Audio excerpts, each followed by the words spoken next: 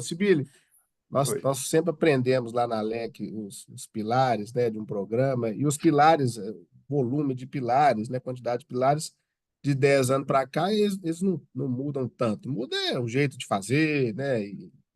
Então, agora, a dúvida é, quer dizer, quais desses pilares você acha que vão sofrer mais impacto da IA e que tipo de exemplo que você contribui com a gente aí? Rodu, acho que essa pergunta é muito boa. Eu vou tentar trazer alguns exemplos reais aqui. Ah, na Oracle, a gente fazia, assim como 98% das empresas, aquela due diligence em que você pede o report, você recebe o report ali, analisa os red flags e então segue adiante. Mas qual que é o problema disso? Você tira uma foto e aquela foto é estática.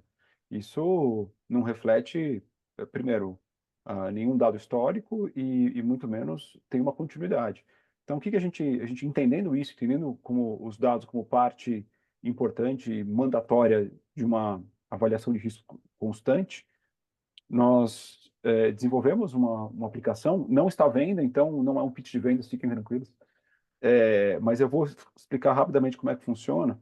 Então, imagina, a gente desenvolveu alguns pilares em que você tem, por exemplo, em relação a um negócio específico ou a um parceiro comercial, você tem, pelo menos, tem 5 pilares. Então, o primeiro pilar, você tem as informações sobre o negócio, então você mede o valor daquele negócio específico que aquele parceiro está fazendo, ou do volume de transações que aquele parceiro comercial possui, versus o histórico, o volume de descontos de um negócio específico ou desse parceiro, e faz um check ali para saber se aquele pilar tem algum tipo de anomalia.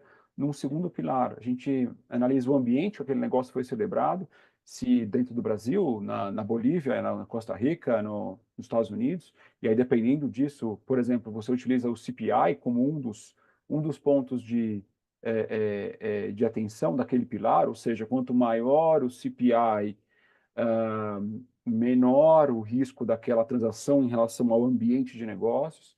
Num terceiro pilar, a gente utiliza as informações históricas em relação às nossas investigações internas, por exemplo. Se você tem alguma questão relativa a um débito daquele parceiro, ou aquele deal, ele tem um histórico de não ser, deals similares têm um histórico de não serem honrados.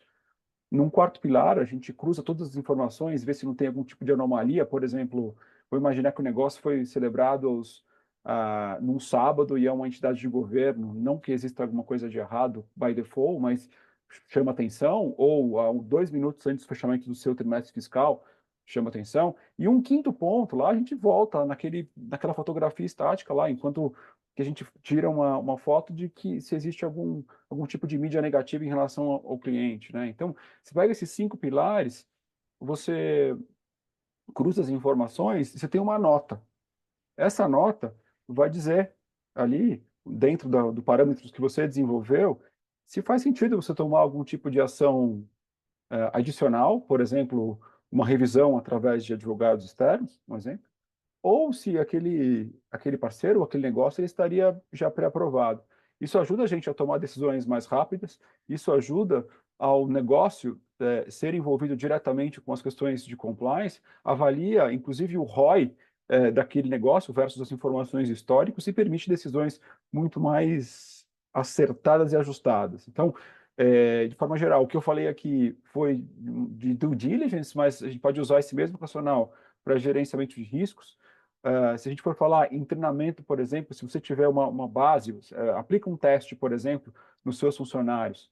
Você vai ali, você vai encontrar um scoring, né? Um score de acordo com o conhecimento de cada um de temas específicos, por exemplo, de anticorrupção, assuntos de compras públicas, assuntos de conflitos de interesse, e dependendo do score, dependendo do que cada um acerte em qualquer questão, você pode, utilizando inteligência artificial, indicar um certo tipo de treinamento para aquela pessoa, né? Então, acaba um pouco aquela coisa de todo mundo, tudo é para todo mundo, porque talvez isso não faça sentido, porque cada um parte de um lado ou de um degrau diferente, e você customiza e torna o seu treinamento muito mais efetivo. Fora inúmeros outros checks de negócio que você pode fazer, eventualmente você tem uma dúvida se se o cliente é do setor público ou setor privado, e dependendo se é setor público ou privado, você desenvolve processos de controle diferentes, você pode utilizar também aí inteligência artificial, você pode checar as informações internas que você tem no seu sistema